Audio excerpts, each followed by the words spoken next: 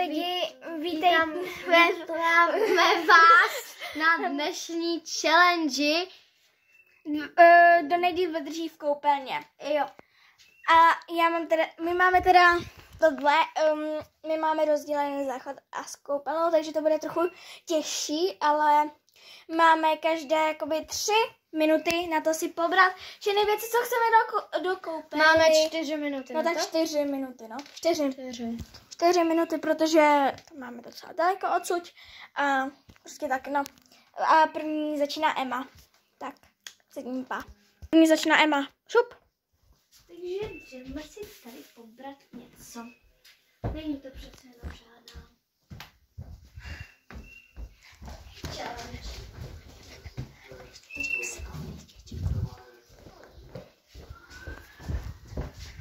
Co si tady vezmeme?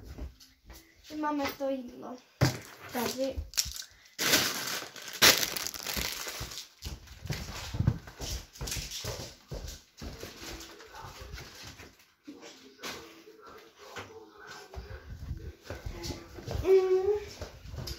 Máš všechno? Ne.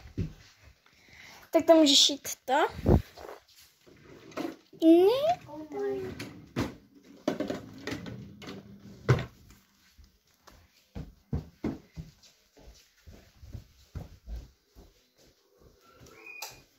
Mám všechno.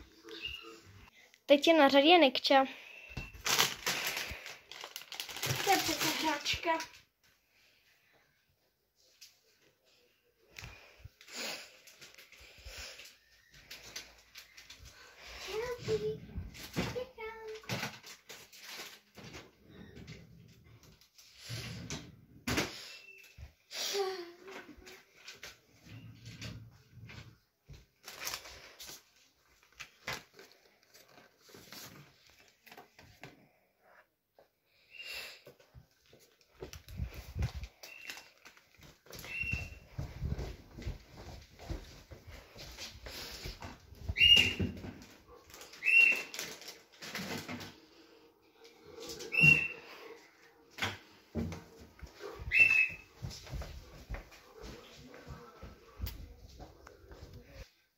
Ještě bych se tak vstala.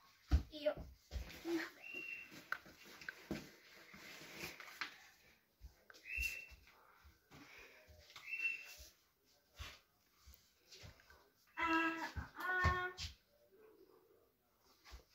10 sekund. 10 sekund a 4 minuty, jo.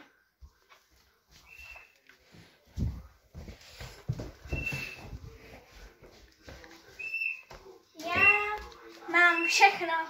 Já si zabírám vanu. Já jsem. No, ale můžeme jít kamkoliv, takže to je stejně jedno. Takže zatím si to jdeme tady udělat nějak. Tak zatím papa. Já už tu chilluju. Emma taky. A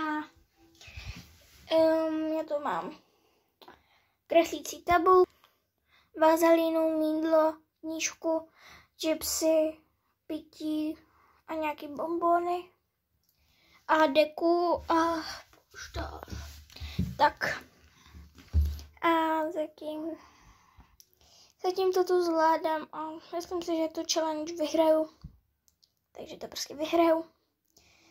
A takže tak papa. Já si tady teďka maluju. Tady dodělávám tu fotografii. A koukneme se, co dělá Nekča. Já si taky maluju, ale budu si asi číst knížku.